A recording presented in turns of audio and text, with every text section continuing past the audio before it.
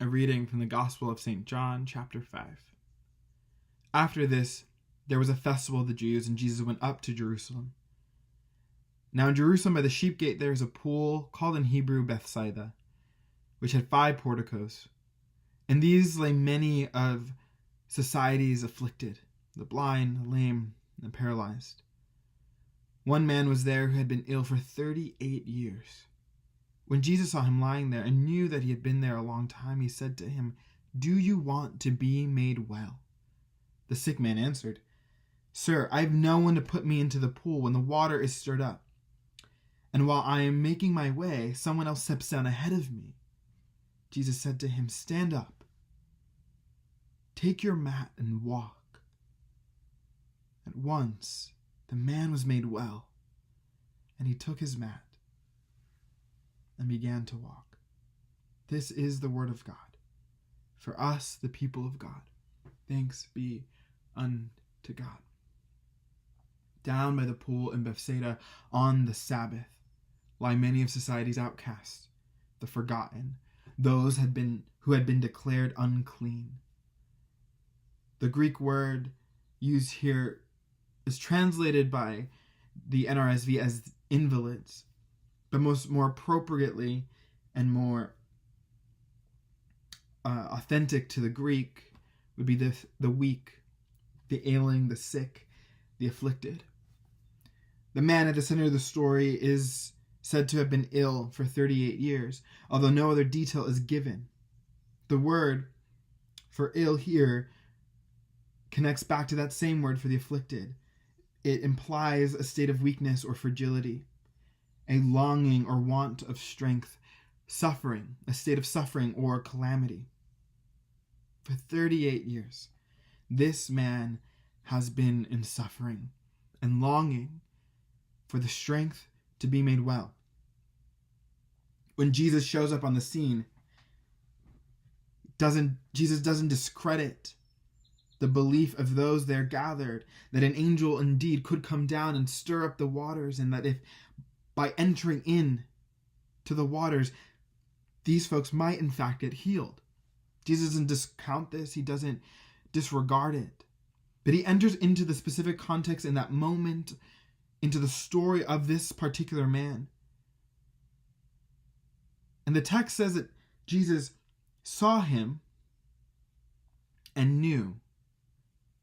He knew how long he had been ill. He knew the state of his illness. He knew that longing for strength. He knew that state of being that was marked by suffering and anguish and pain and longing to be able to be the first to step into these waters and to be healed,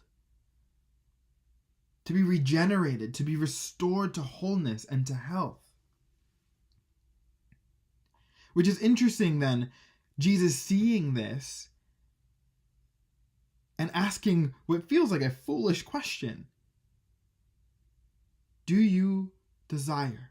Do you wish? Do you want? Do you intend to be made well, to become whole, to be healthy?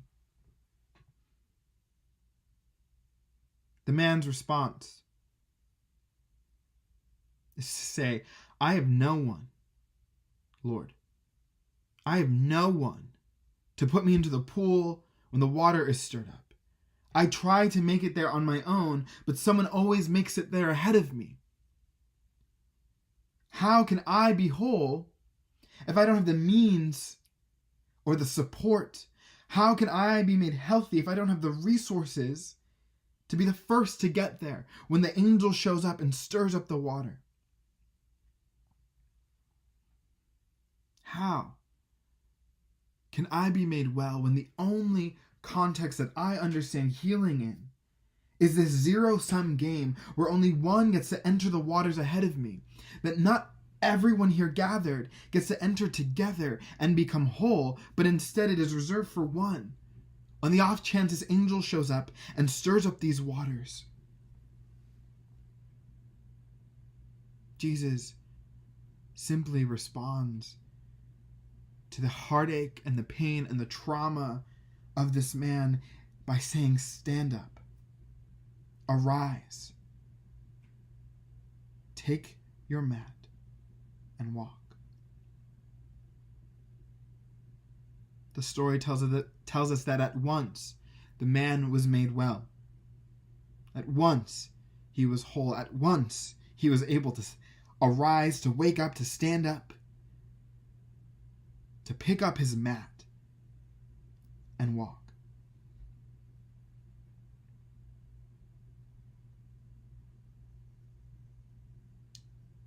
The story reminds me so much of the spiritual refugees that have come out of any number of religious contexts, whether it was the Catholic Church or the evangelical tradition or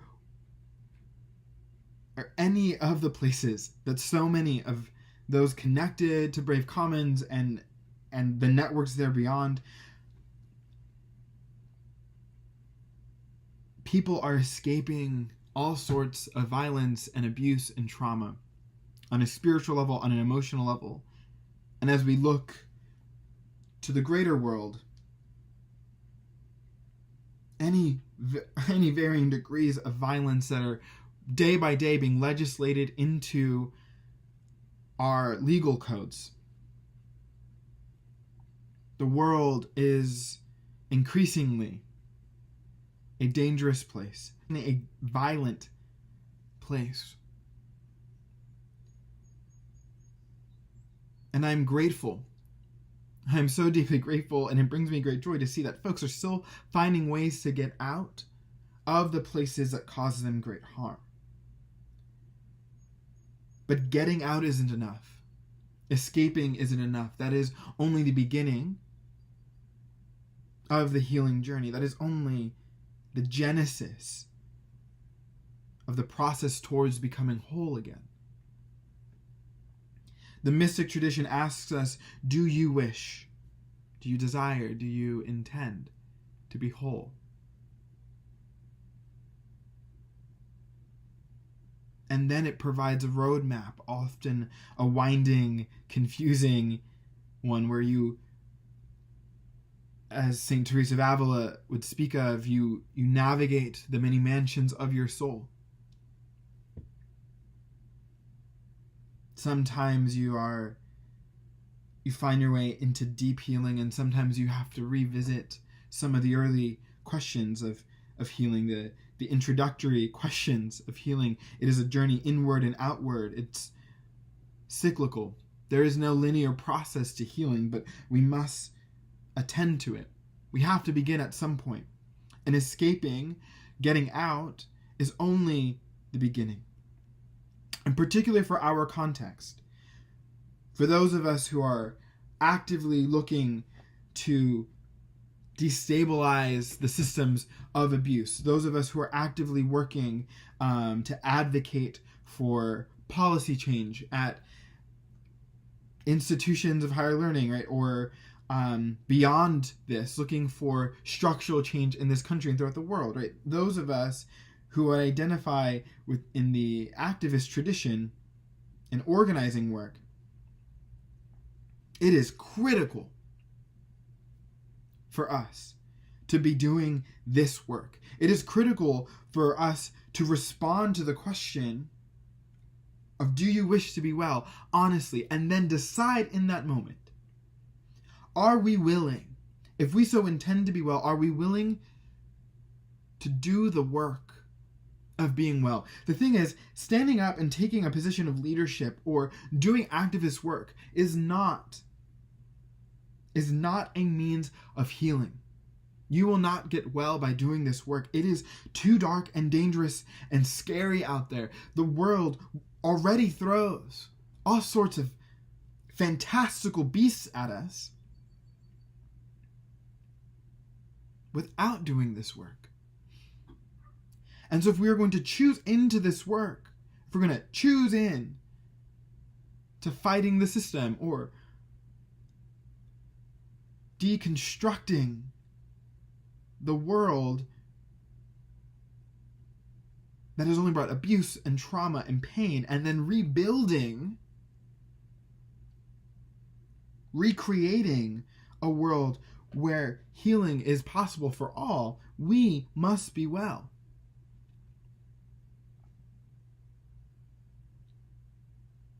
And we can be in the process of that healing, but we cannot be an outright wounded healer who is using the work as a means to hide our pain or to get better. The pursuit of a platform, the pursuit of leadership, demands that our soul be well.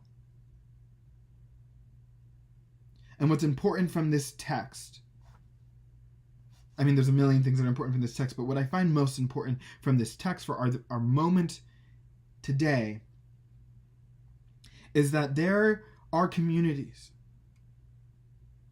that by their appearance ought to be serving in the mutual facilitation of our healing process. Communities that ought to hold one another up and build one another up, but instead have turned healing into a zero-sum game, where society at large does nothing to support, but those with whom we are gathered also are ultimately looking out only for themselves. If you find yourself in that kind of space, in that kind of community, I urge you to leave. Even if this place has become a place of refuge for you, the codependency of that space will not bring you healing. It will not sustain you, but it will ultimately betray you in the same way the places that you came from did.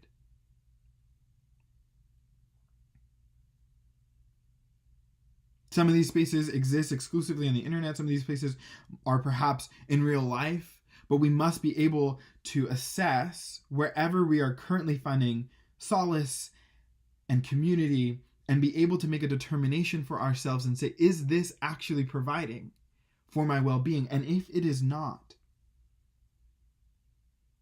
it is time to let go. For if you intend to be well, your life cannot be heeded to those who will actively prohibit, impede, or hold you back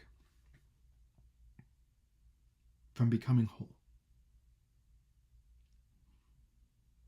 There's a lot of commentary available on the idea of trauma bonding and the ways in which folks who have mutual stories of similar stories of shared trauma will bond together as a result of it. But if there is nothing significant in those relationships beyond the shared experience of trauma, those relationships can quickly descend into codependency.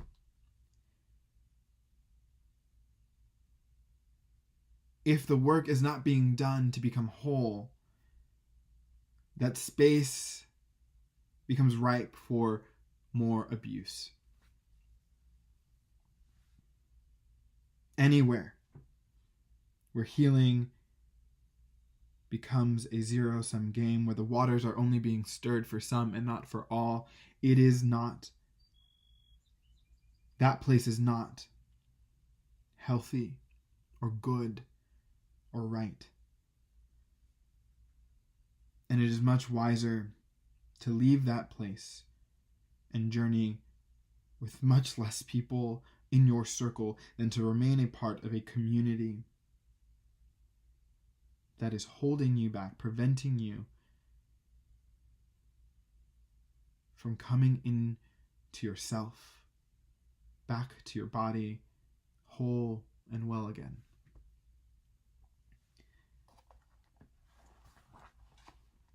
The lectionary offers a passage from Revelation 22, verses 1 through 5, where it reads that the angel showed me the river of the water of life, bright as crystal, flowing from the throne of God and of the Lamb, through the middle of the street of the city. On either side of the river is the tree of life, with its 12 kinds of fruit, producing its fruit each month, and the leaves of the tree are for the healing of the nations. Nothing accursed will be found there anymore. Nothing accursed will be found there anymore. The long-term vision is one of healing, one of wholeness, one of restoration for all. For all. Full stop. None are to be left out of this. And in a world where there is truly a lack of resources, particularly for queer and trans folks of color, we do have to get creative of what it means to become well, what it means to heal from what we've experienced in our lifetime and what our ancestors have experienced and what kind of generational trauma we might carry. We have to find ways to heal in a world that has not been created for us to be well, that was not created for us to begin with. But there are ways, there are means, there are communities that are looking to create those spaces and provide those resources. It is possible. It is possible. But we must respond to the great mystic question of, do you desire to be well? It begins with us. It begins with us answering honestly and to let go. To let go of our attachment to places that only bring us ill, that only bring us suffering and calamity. And that out of that place of wanting for strength, we might stir up the waters ourselves and say, yes, I do wish to be well. And so let us begin. Until that day where we are all gathered by that river of life, sitting in the shade of the trees of life, receiving the healing that is found in their leaves.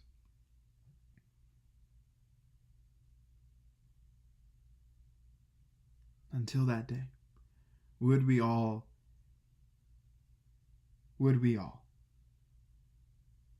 become well?